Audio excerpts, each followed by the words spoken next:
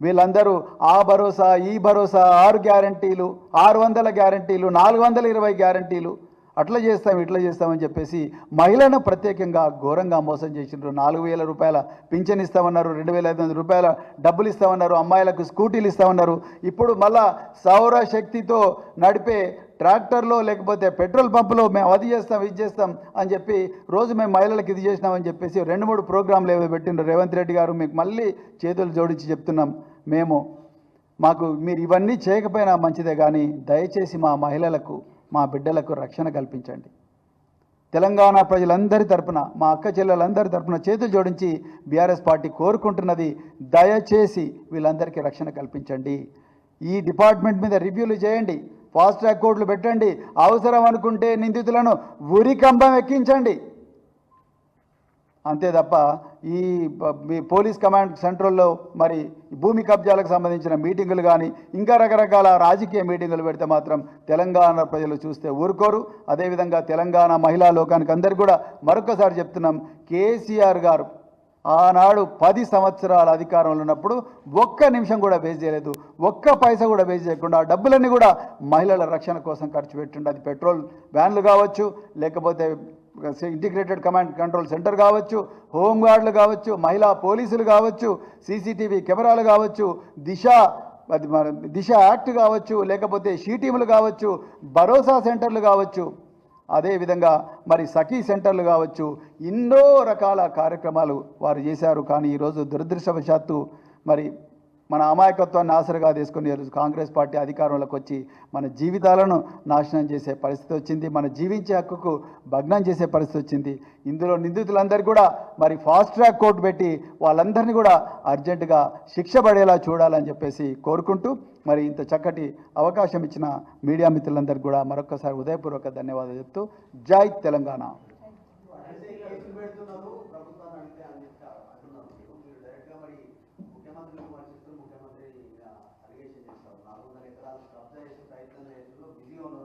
అవును, కానీ ఏం కాదు, మేము త్యాగాల పునాదుల మీద నిర్మించబడ్డదే భారత రాష్ట్ర సమితి. మేము ఈ కేసులకు భయపడటం కాదు, ఈ కేసులకు నిజంగా భయపడి ఉంటే తెలంగాణ వచ్చేది కాదు. ఈ కేసులు కాదు, తెలంగాణలో ఉండే జైళ్ళ కెపాసిటీ 7,000, తెలంగాణలో ఉండే ప్రజల సంఖ్య జనాభా సంఖ్య దాదాపుగా 3,90,00,000. రేవంత్ రెడ్డి గారికి వదిలేసిన లెక్కలు వస్తాయని నేను అనుకుంటున్నా. 7,000 కెపాసిటీ జైళ్ళల్లో ఉన్నది, 3,90,00,000 మంది జనాభా ఉన్నారు. వాళ్ళందరూ కూడా బాధలో ఉన్నారు, వాళ్ళందరి గొంతుకగా బీఆర్ఎస్ పార్టీ ఉన్నది. మీరు వేల మందిని లక్షల మందిని మా మీద కేసులు పెట్టినా, మమ్మల్ని టార్చర్ చేసినా, మమ్మలను ఉరికంబం ఎక్కించినా, ఏం చేసినా కూడా మేము తెలంగాణ ప్రజల పక్షంలోనే ఉంటాం. ఈ కేసులకు భయపడే పార్టీ కాదు, కేసులకు భయపడే సంస్కృతి లేదు. రాజ్యాంగబద్ధంగా నడుచుకుంటాం, ప్రజల గొంతుకగా ఉంటాం, మాట తప్పం, మడమ తిప్పం. బరాబర్.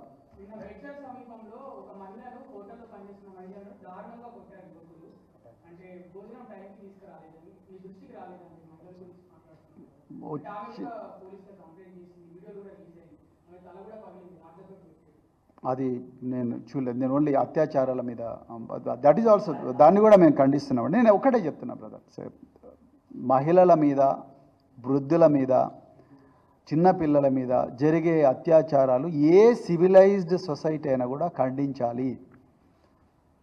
సివిలైజ్డ్ సొసైటీ, నాగరికత ఉన్న ఏ సొసైటీ అయినా కూడా ఖండించాలి.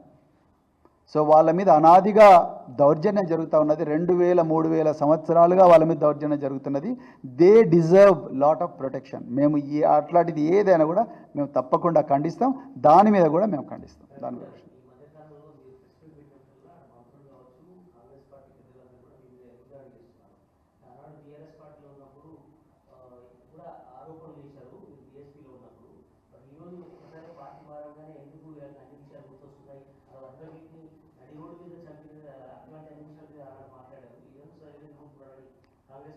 కాంగ్రెస్ వాళ్ళ అజ్ఞానానికి నిదర్శనమే ప్రశ్నలు. నేను ఎప్పుడు కూడా ఒక పార్టీని విమర్శించడమో లేకపోతే ఆ పార్టీని, ఆ వ్యక్తిని విమర్శించడం చేయలేదు. ప్రజల గొంతుకగానే మాట్లాడాను. నేను ఎక్కడున్నా అదే, ఇవాళ కూడా అదే పని చేస్తున్నా. ప్రజల గొంతుకగానే మాట్లాడినా. వాళ్ళు ఏం చూస్తున్నారు, దీన్ని రాజకీయ కోణంలో చూస్తున్నారు. బీఆర్ఎస్ పార్టీ, ప్రవీణ్ కుమార్ ఆ కోణంలో చూస్తలేము. కాంగ్రెస్ వాళ్ళు మంచి పని చేస్తే మీరు మంచి పని చేసిన అంటున్నాం. కేటీఆర్ గారు రేవంత్ రెడ్డి గారిని తమిళనాడులో సపోర్ట్ చేయలేదా? దక్షిణ భారతదేశంలో మరి డీలిమిటేషన్ మీద జరుగుతున్న చర్చలో మాకు ఆ పొలిటికల్ మెచ్యూరిటీ ఉంది, ఆ రాజకీయ పరిపక్వత ఉన్నది.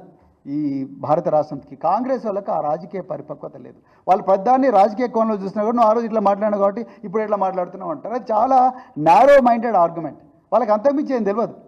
అందుకొరకే ఇవాళ వాళ్ళకు నిజంగా వాళ్ళకు ఏమాత్రం పరిపక్వత పరిణతి ఉన్నా కూడా ఇవాళ ఓపెన్ చర్చకు వస్తారు కదా. అయ్యా మేము నిజంగా పట్టించుకోలేదు, మహిళల మీద ఇట్లా దాడి జరుగుతూ ఉన్నది, మీరు చెప్పినగా మంచి సజెషన్ తప్పకుండా చేస్తాం అని చెప్పి ఒక స్టేట్మెంట్ ఇవ్వచ్చుగా ముఖ్యమంత్రి.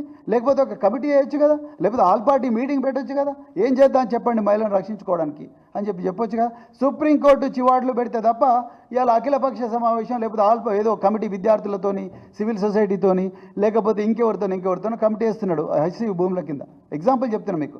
అది ముందరే చేసి ఉండొచ్చు కదా. మీకు ఎంతసేపు బీఆర్ఎస్ను ఎట్లా చేసి కేసులలో ఇరికించాలి, లేకపోతే నువ్వు ఆ రోజు ఇట్లా అన్నావు కదా ఈరోజు ఎందుకు ఇట్లా అంటున్నావు అని చెప్పడం తప్ప ఇంకోటి లేదండి. వాళ్ళకు నిజంగా ఎంతసేపు వాళ్ళకి కనిపించేదంతా కూడా ఎట్లెట్లా డబ్బులు సంపాదించుకోవాలి అక్రమంగా, ఎట్లెట్లా భూములు కబ్జా చేయాలి, ఎట్లెట్లా ప్రశ్నించిన వాళ్ళ మీద కేసులు పెట్టాలని ఒక్కటే ఉన్నది. అంతకుమించి వారు లేదు. కాబట్టి ఇది పూర్తిగా వాళ్ళ అజ్ఞానానికి నిదర్శనం అని నేను చెప్తాను.